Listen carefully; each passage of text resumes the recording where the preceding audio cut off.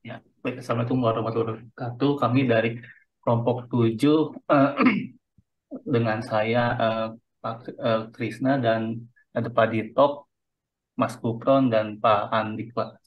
Jadi proyek kelas yang kami angkat ini terkait analisis praktik bisnis refuse dari fuel sebagai solusi pengolahan sampah menggunakan VPC dan BMC. Ya, awal ide kenapa kami mengambil topik ini berangkat dari PLTSA Bantar Gebang, Pak, sebetulnya, di mana di situ ada salah satu inovasi terkait reviews dari fuel ini. Jadi kami anggap ini menarik untuk diangkat menjadi suatu eh, apa bisnis model yang bisa diterapkan oleh perusahaan baru atau eh, pengelola mengumpul sampah di Indonesia, Pak.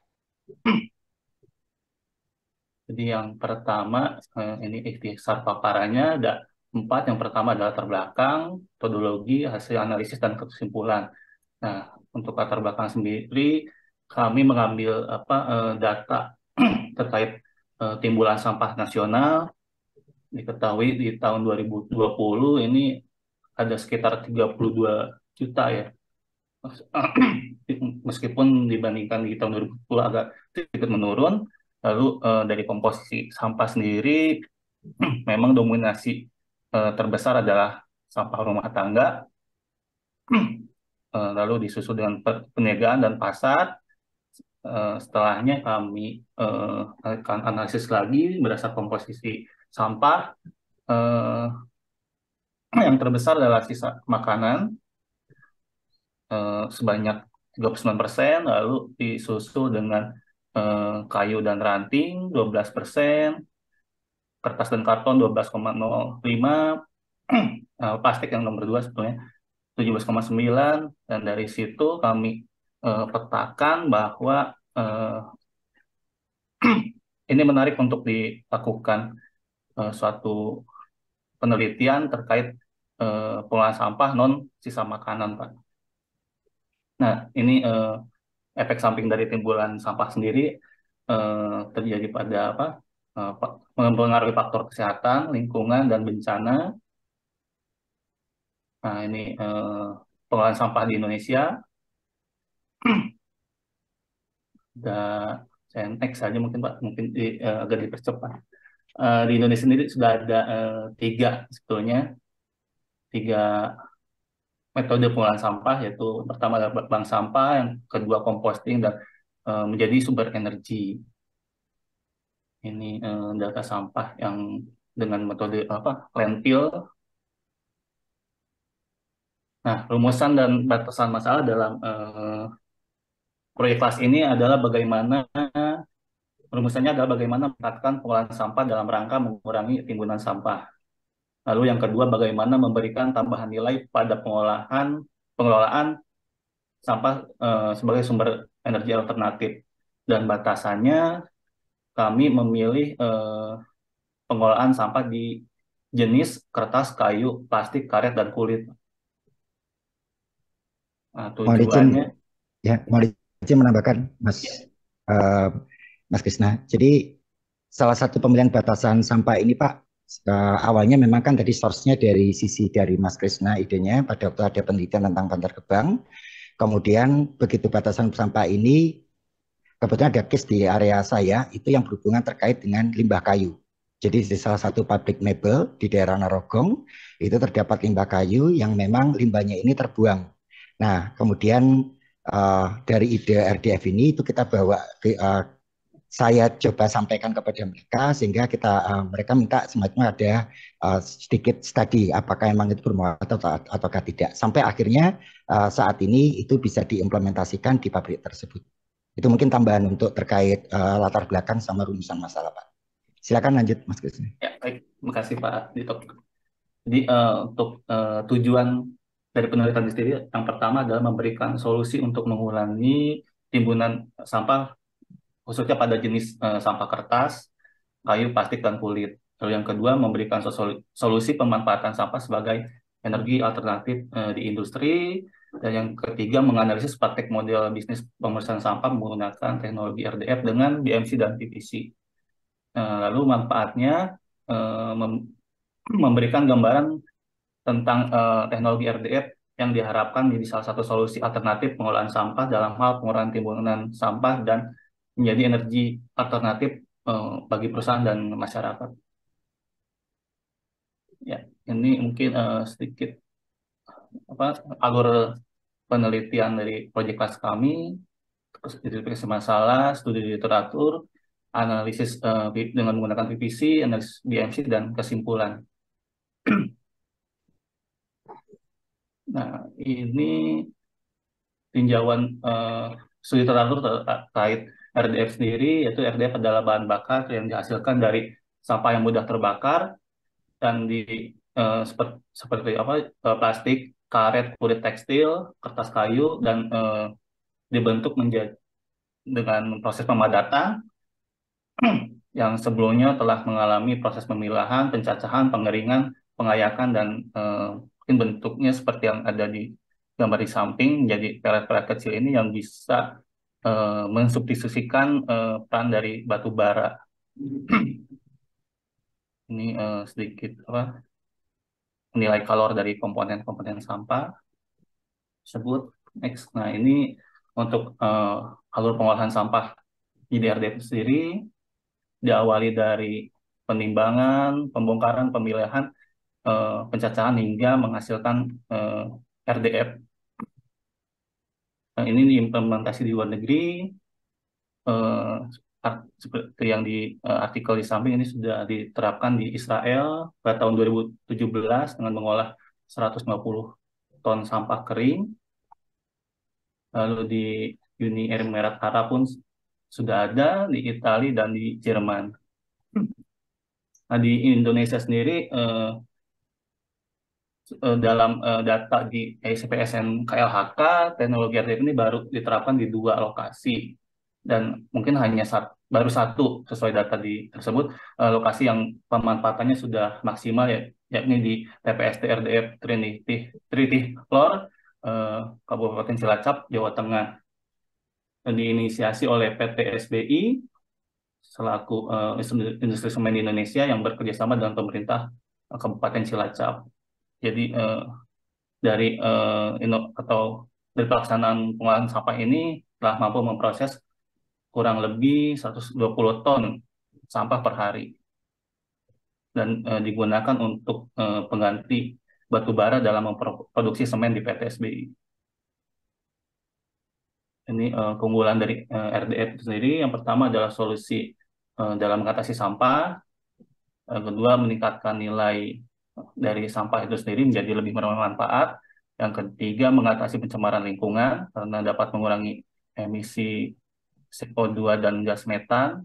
Ini gas metan dari hasil timbunan sampah dan CO2 ini dari batu bara. Yang keempat, sebagai energi alternatif. Dan yang kelima, lebih murah dan efisien.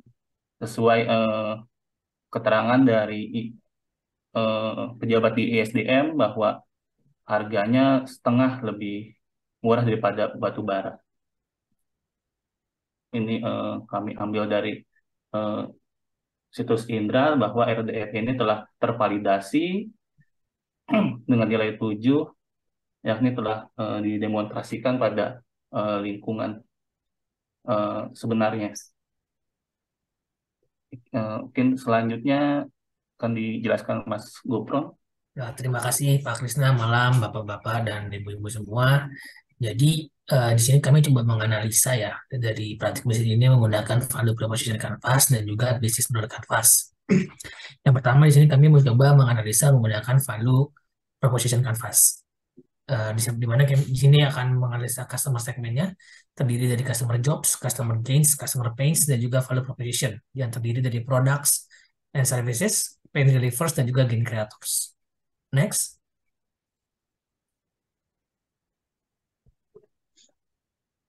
Ini untuk business model canvas, ya, ini terdiri atas 9 elemen. Ini diurutkan ya dari pertama mulai dari customer segments hingga yang terakhir ada di cost structure. Next. Hasil analisisnya sebagai berikut. Pertama mengenai customer jobs ini menggambarkan kejadian di lapangan seperti sekarang tuh apa yang dilakukan oleh customer, di mana customer biasanya akan melakukan proses produksi, lalu proses produksi ini akan membutuhkan penggunaan bahan bakar, di mana juga hasil dari proses produksi juga akan menghasilkan sampah, di mana sampahnya perlu ditangani. Next.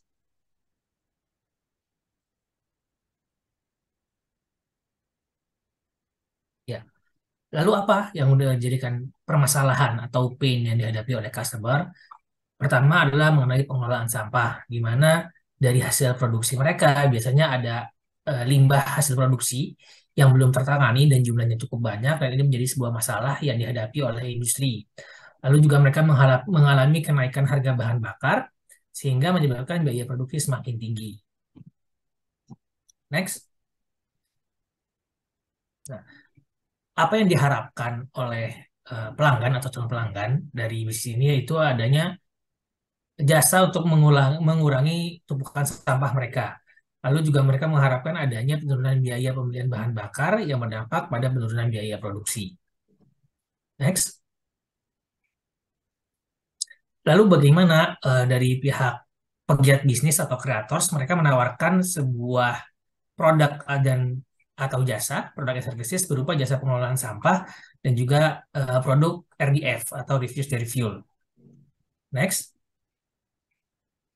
Di mana jasa dan produk ini bertujuan sebagai pain relievers atas permasalahan atau pain yang dihadapi oleh pelanggan, yaitu sebagai jasa pengelolaan sampah, alternatif energi yang lebih murah, energi terbarukan, serta menjadi salah satu cara untuk menekan biaya produksi. Next. Lalu apa yang akan didapatkan oleh creators? Pertama adalah tentang pemanfaatan sampah yang selama ini tidak terkelola dengan baik di sisi industri, di mana pemanfaatan ini akan diubah menjadi sumber energi alternatif, dan juga di sisi lain pelaku bisnis atau kreator juga memberikan kontribusi kepada lingkungan dengan cara membantu pengelolaan sampah di lingkungan sekitar. Next. Untuk bisnis sumber kanvas, customer segment untuk bisnis ini adalah pertama adalah steamboat industry, bisa juga industri semen dan juga masyarakat. Untuk value proposition yang ditawarkan adalah waste management, alternatif energi lebih murah, serta solusi permasalahan lingkungan dalam pengelolaan sampah. Bagaimana cara untuk mempromosikan atau menjajakan produk dan jasa yang ditawarkan oleh perusahaan adalah melalui website, sosial media, ataupun event-event dan program yang diselenggarakan oleh pemerintah ataupun LSM lingkungan. Lalu bagaimana cara untuk membina hubungan dengan pelanggan atau calon pelanggan dengan cara memberikan workshop dan seminar mengenai pentingnya pengelolaan sampah dan juga manfaat dari RDF, melakukan customer visit untuk mendengar permasalahan apa yang dihadapi oleh pelanggan, dan juga memaintain kualitas produk agar selalu memberikan kualitas produk yang terbaik kepada pelanggan. Revenue stream yang bisa diharapkan dari bisnis ini adalah satu adalah jasa pengelolaan limbah, lalu penjualan RDF. Selain itu juga memberikan keuntungan sosial, itu berupa membantu program penanggulangan sampah di lingkungan sekitar. Key resources untuk menjalankan bisnis ini pertama dibutuhkannya kantor dan gudang, di mana kantor menjadi pusat operasi bisnis dan juga gudang untuk menyimpan bahan baku dan juga produk jadi. Lalu adanya kendaraan yang digunakan untuk operasional ataupun mengangkut bahan baku, mesin yang digunakan untuk pemrosesan dan juga tenaga kerja untuk menjalankan bisnis. Key activities dalam bisnis ini pertama adalah dari pengangkutan bahan baku, lalu pemrosesan dari bahan baku yang awalnya tadi sampah atau limbah yang tidak dimanfaatkan menjadi sebuah produk, di mana key activities berikutnya adalah pemasaran dan penjualan dari produk yang sudah diproduksi, dan juga kontrak kerjasama dengan calon pelanggan. Key partners yang dapat membantu jalannya proses bisnis ini atau mengembangkan bisnis ini pertama adalah TPA dan TPS, di mana TPA dan TPS bisa membantu dalam memberikan bahan baku yang dapat dimanfaatkan untuk membuat RDF, lalu pemerintah dan LSM lingkungan yang di sini bisa membantu untuk penetrasi atau mempromosikan produk dan jasa kepada masyarakat. Industri dan bank sampah juga kurang lebih memberikan peran yang sama, yaitu memberikan bahan baku yang bisa dimanfaatkan, penyedia teknologi untuk memberikan teknologi ataupun mesin terbaru dalam pengolahan bahan baku menjadi produk agar bisa mengakibatkan produksi yang lebih efisien. Lalu universitas untuk pengembangan produk ataupun R&D, serta vendor transportasi, di mana di sini untuk kerjasama dalam pengangkutan bahan baku. Cost structure-nya kita bagi menjadi dua, ada biaya operasional seperti untuk kebutuhan listrik, kebutuhan air, ataupun untuk kegiatan operasional bisnis, dan juga biaya pemasaran. Kesimpulannya sebagai berikut, next. Jadi dari paparan kami dapat simpulkan bahwa industri saat ini, industri manufaktur menghadapi beberapa masalah. Di antaranya adalah masalah mengenai harga bahan bakar yang semakin meningkat, sehingga dampaknya adalah biaya produksi mereka semakin tinggi, dan juga masalah untuk pengelolaan limbah dari hasil produksi mereka. Di mana di sini kami menaruhkan sebuah solusi, yaitu RDF atau pengolahan jasa dari sampah yang mereka hasilkan menjadi bahan baku atau menjadi bahan bakar yang lebih murah sebagai alternatif, yaitu RDF. Next. Nah, model bisnis ini cukup menarik untuk diterapkan pada perusahaan baru ataupun pada perusahaan yang sudah bergerak di bidang pengumpulan sampah, karena dapat meningkatkan nilai perusahaan, meningkatkan pendapatan melalai jasa pengolahan sampah dan penjualan RDF. Namun, dari hasil analisis BMC, terdapat beberapa hal yang perlu diperhatikan. Di antaranya perlu pendekatan persuasif yang lebih dalam kepada pegiat bisnis RDF, kepada calon customer, mengingat teknologi ini terbilang baru ada di Indonesia. Serta perlunya peran aktif dalam program-program yang diinisiasi oleh pemerintah dan LSM lingkungan, karena dapat memperkuat nilai perusahaan dalam melakukan penetrasi ke pasar, serta pentingnya menjalin kerjasama dengan penyedia teknologi dan universitas yang kaitannya untuk pengembangan produk, uji klinis produk, pengendalian kualitas, hingga membantu dalam proses sertifikasi. Next, jadi cukup sekian dari kami. Mohon maaf bila ada kata-kata yang salah. Terima kasih. Wassalamualaikum warahmatullahi wabarakatuh. Waalaikumsalam warahmatullahi wabarakatuh. Baik, sebelum ke Bu Nini, saya ingin mengasih kesempatan ke Doni Mustafa. Sudah masuk belum? Sudah, Pak. Sudah, silakan Ya, Pak. bertanya. Anda belum pernah aktif sama sekali.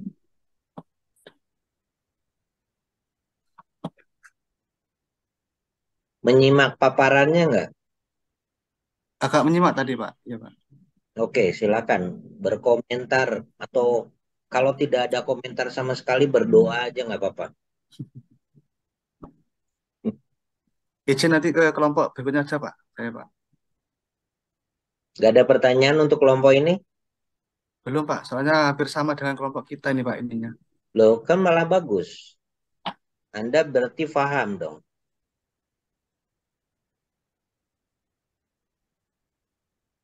Halo?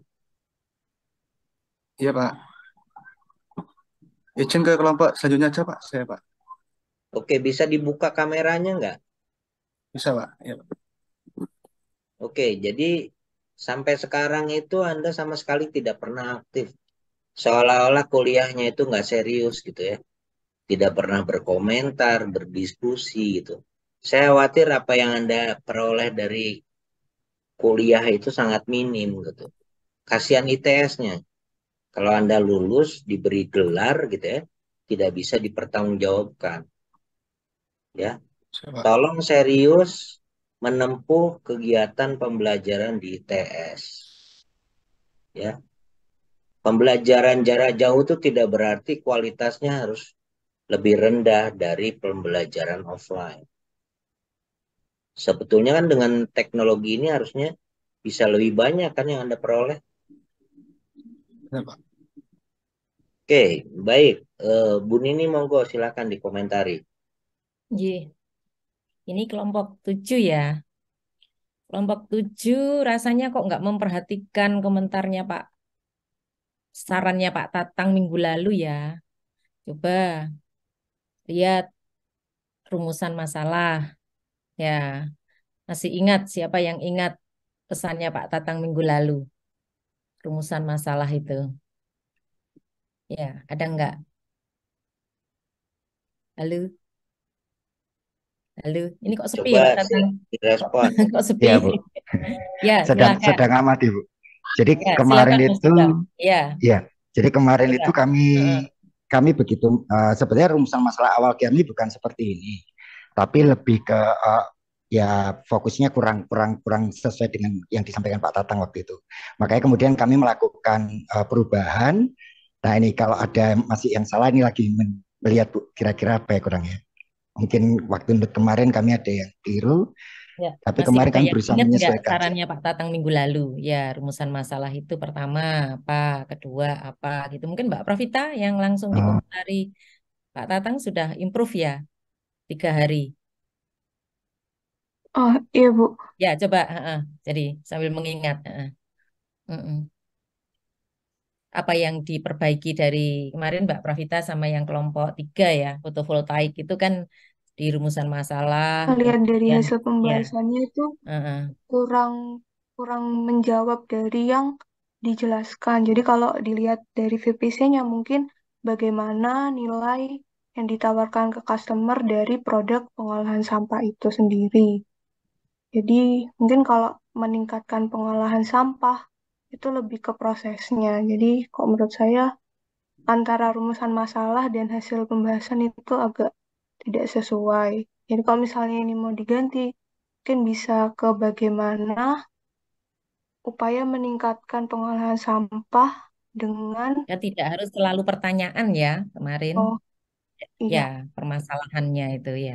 Permasalahannya apa jadinya? Kan tidak harus selalu pertanyaan ya. Mengatasi sampah kota atau apa gitu ya. Sebenarnya tujuannya ya dengan cara mengolah sampah dengan teknologi refuse dry fuel RD, RDF itu ya tujuannya mana Mas Dito ya. Bu, Jadi siap lihat siap Bu. tujuannya, Mm-mm. judulnya ya, kata kuncinya saja. Dari kata kunci itu kan judul ada analisis praktek bisnis ya. Kemudian ada RDF. Ya, itu seharusnya muncul ada pada permasalahan maupun tujuan Ya. ya. Di sini saya nggak lihat ya. Saya kira ini perlu Oh, oke. diperbaiki lagi ya.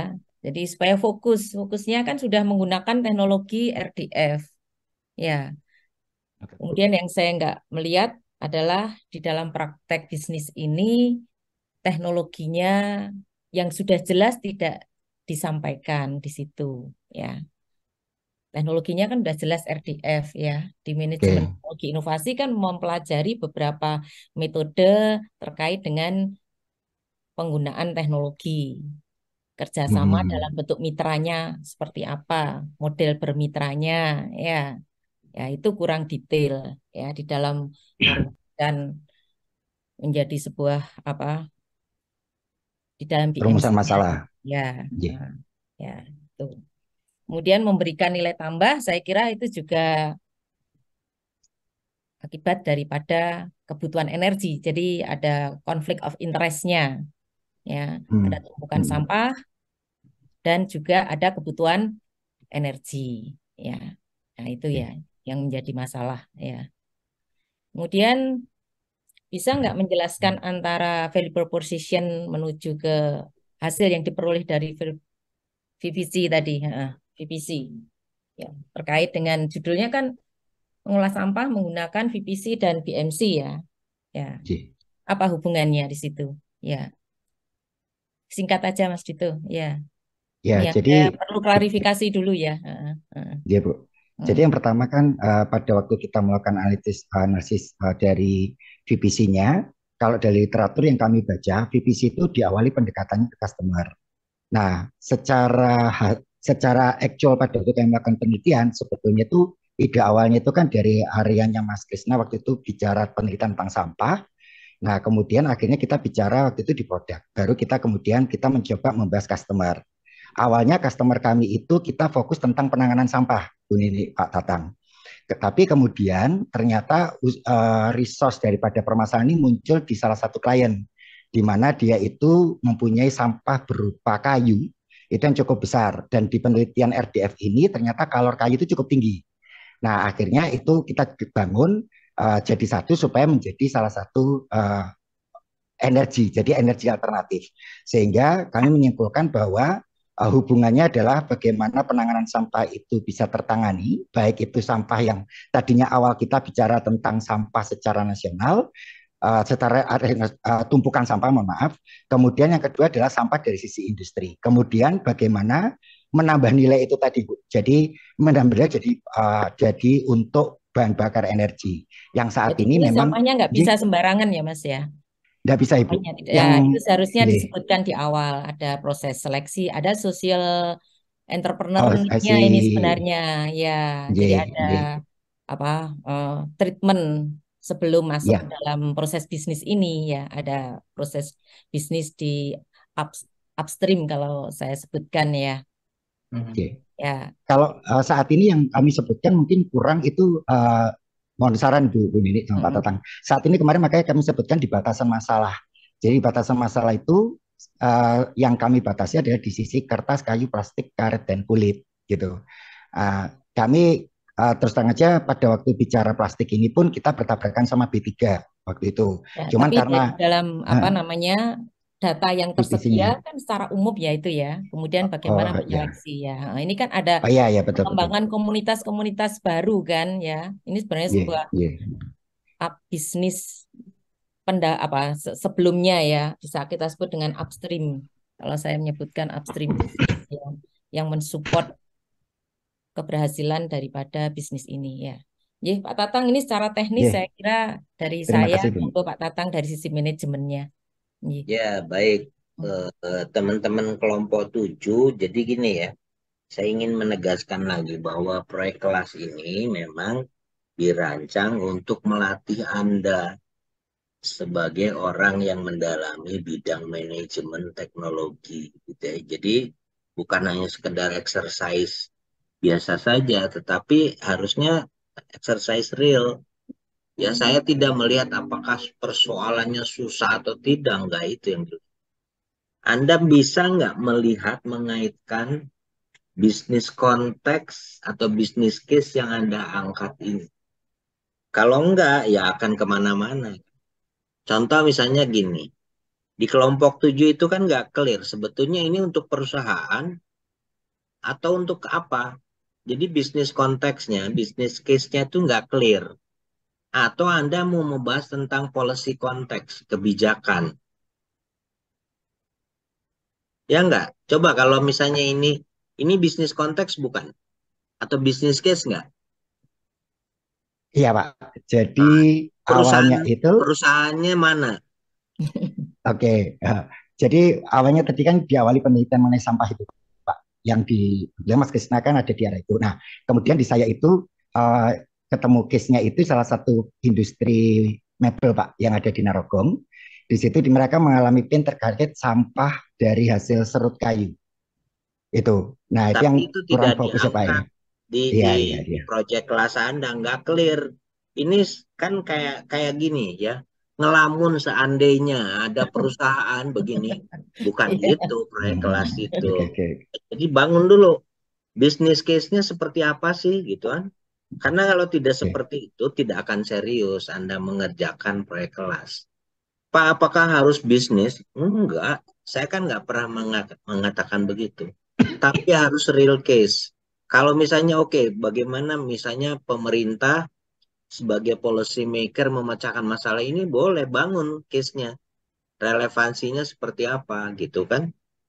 Kalau Anda menggunakan VPC, Value Proposition Canvas, nggak clear value-nya itu siapa yang meng-create, siapa yang customer-nya, kan nggak jelas juga gitu.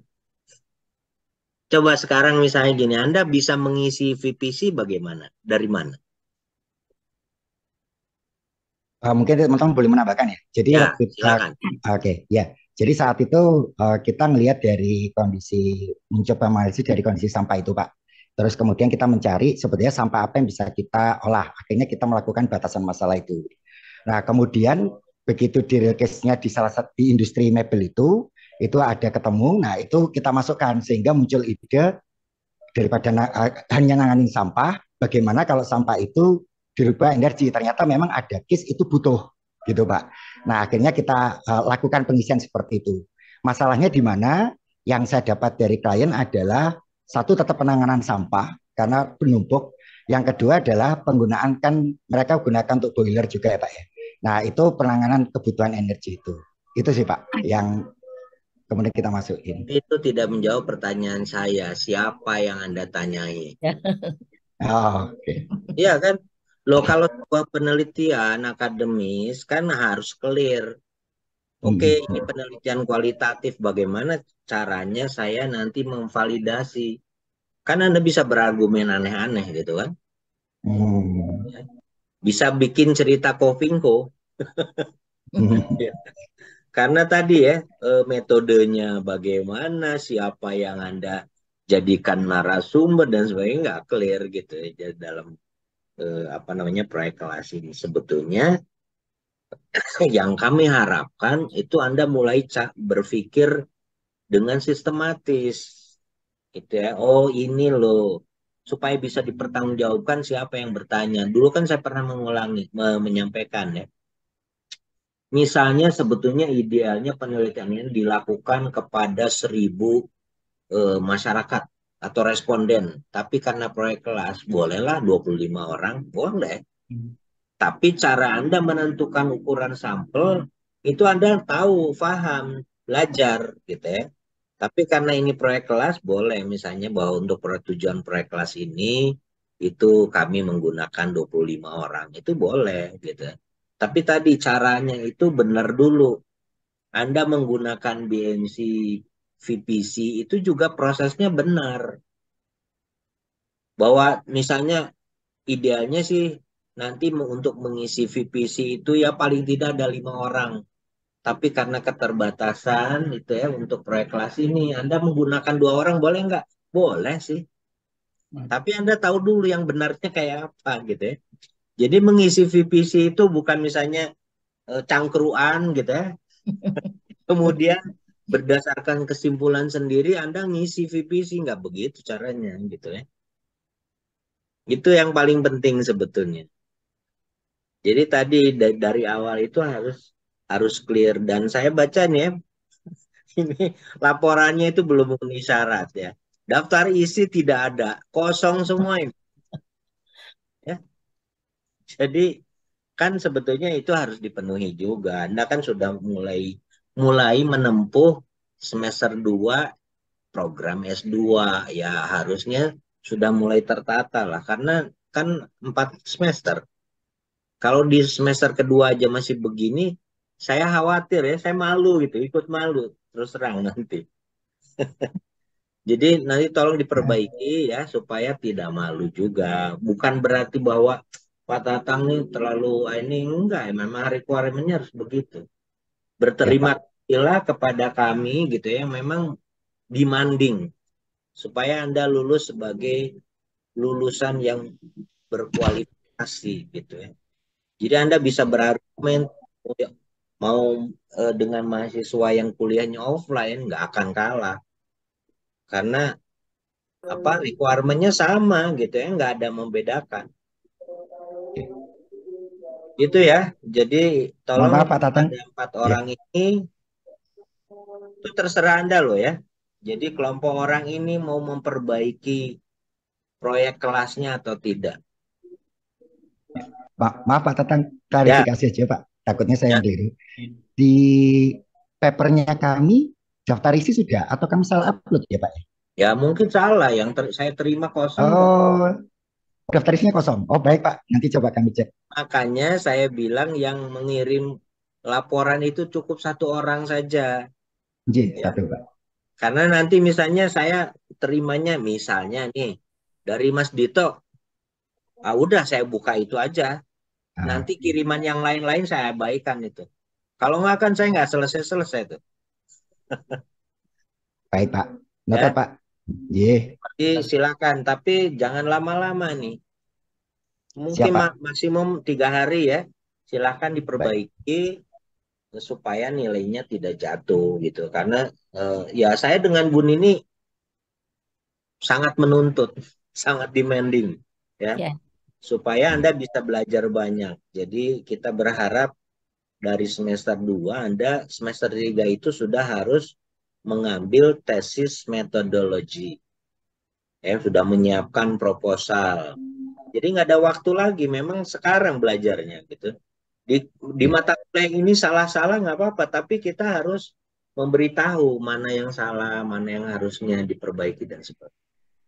Jadi mulailah belajar berpikir sistematis. Sekarang ilmu Anda ini adalah ilmu manajemen. Gitu ya. Jadi ya S1-nya apapun ya harus berpikirnya manajemen sekarang. Gitu ya. Seorang manajemen masa berpikirnya tidak sistematis, kasihan dong orang-orang bawahannya nanti. Ya. Siapa? Baik. Baik, Pak. Terima kasih masukannya Pak Tatang, Bu Nini. Kami Terima kasih berbagi. Pak Tatang, Bu Nini.